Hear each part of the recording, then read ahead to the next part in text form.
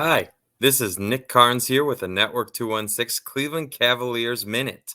The playoffs are punched. Our ticket, we're going back to the dance. We won't be falling short in the play-in this time. No, sir. No, ma'am. No. We are going to the playoffs. And it feels great for the first time without LeBron James in a very long time. And granted, it was amazing when the Cavs had LeBron James. It was amazing when they were going to the playoffs so consistently. But you know what? With that era ending, I think it's so important to develop a new identity, to develop a new culture of success, to show that you can be successful outside of that. And so I brought my Cleveland Guardians 2022 Division Champ shirt because baseball is starting tomorrow. I'm recording this on Wednesday night. We've got the Homage NBA Jam, Darius Garland, Donovan Mitchell. Great shirts. We're going to be wearing all kinds more of them as they're in the playoffs. You know what? Last year, the play-in was super tough. And we knew that, right? Jared Allen gets hurt, that Ricky Rubio was hurt. The Cavs just fell short, ran out of gas. Evan Mobley just wasn't in the place that he is now. And I think that's one of the most important developments that we've seen. Obviously, the biggest addition, and you know what? The Cavs showed a ton last year, right? I think they exceeded expectations. They blew away their win total in Vegas. They were right there to go to the playoffs. They were a young team, an exciting team. And that's really what started this whole domino effect. Because when the Cavs showed that they were further ahead of schedule for being such a young team, that's what really motivated them to go all in, to trade for Donovan Mitchell, to send Marketing and Sexton and Abaji and 3 first-round picks and pick swaps and the whole thing to get Donovan Mitchell. And so we got to see that he hit 10,000 career points. He's setting all kinds of records for most made threes and most not most 40-point games, but he's putting himself into real rarefied air with 40-point games in his first season with the team. There's all kinds of success there. And I think, the Cavs going to the playoffs this year, and we have to see what they do once they're there. But a lot of it justifies the move, right? Because entering the season, I think without Donovan Mitchell, we were going to want to make the playoffs as well. But I think there was just less pop, less star power, less push, less pop, less consistency with that Cavs team. But with Donovan, you bring somebody in who's done it before, who's had huge playoff games, who has playoff experience that the Cavs were largely lacking before he got to town. And I think you're seeing night in and night out, the Cavs are never fully out of it. They give 100% effort all the time. They fight all game long. It's such an exciting and fun brand of basketball to watch every day. And there's so much development that's going on. Isaac Okoro hits that game-winning 3. I think we talked a lot about that. And you're just seeing Evan Mobley he gets a little more aggressive, a little more assertive. He's taking more threes. We've talked about that a lot. But you just see defensively he's dominant. There's all kind. I was reading an article from the Ringer today about Evan Mobley and about how there very well could be Defensive Player of the Year in his future, and he's starting to garner some of that respect nationally that the Cavs just didn't have last year. And Darius Garland and Donovan Mitchell have really gone a long way to answering the question of could the two of them coexist, because we know they both want to have the ball in their hands. And so entering this year, there were a ton of questions about, is this trade going to be worth it? How are the Cavs going to be? What's their record going to be? And you've surpassed 50 wins.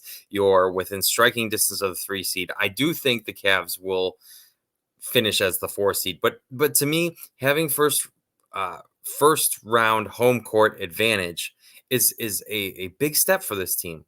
There's the guys ahead of them are the 76ers, the Celtics, and the Bucks, all veteran-laden teams, all teams that have heavy playoff experience, championship experience, championship winners, right?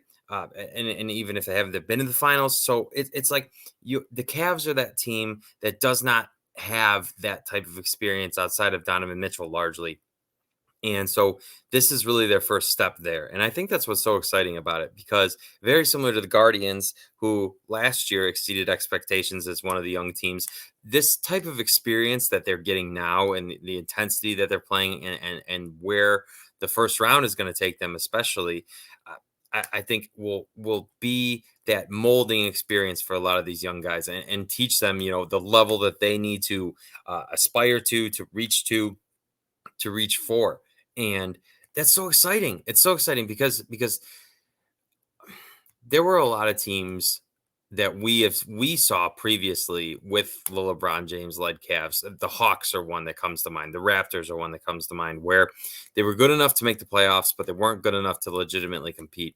And the thing about the Cavs that's so exciting is they've already been one of the teams that's the highest in net rating, defensive rating, and offensive as well.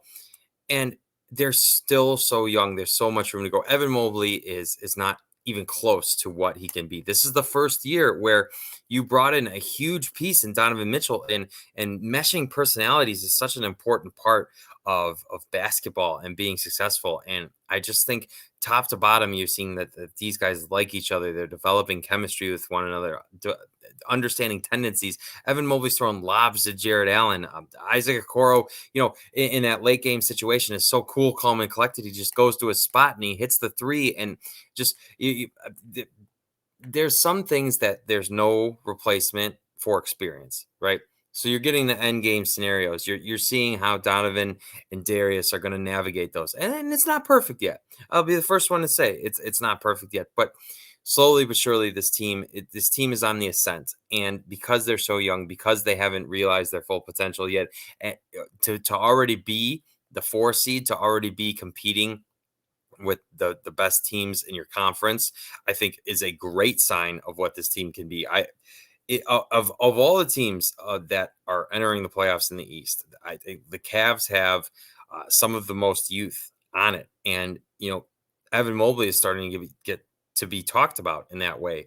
People are saying, no, he's not their best player yet, but he very well stands to be. And that's a team with Donovan Mitchell, who has been really good in his career already, and it has gotten that type of respect. It has had huge playoff games, and Darius Garland took a huge step forward last year. He's an all-star. You're talking about a potential team that could have 4 all-stars in the starting lineup. I mean, that is a massive step for this team, and especially considering where they came from. Uh, it, it's always sad to see guys that are on other teams, right? The Utah Jazz are loaded with all the Cavs, and that was really it's Colin Sexton started that era of the post LeBron time. And so it would have been nice, yes, to see Colin on the team and to see them being this successful, but you weren't going to get Donovan Mitchell without giving up significant assets. So as they said, now your playoff tickets punched. It looks like they're going to be the 4th seed. I can't wait to do the next video so that we can talk about where they are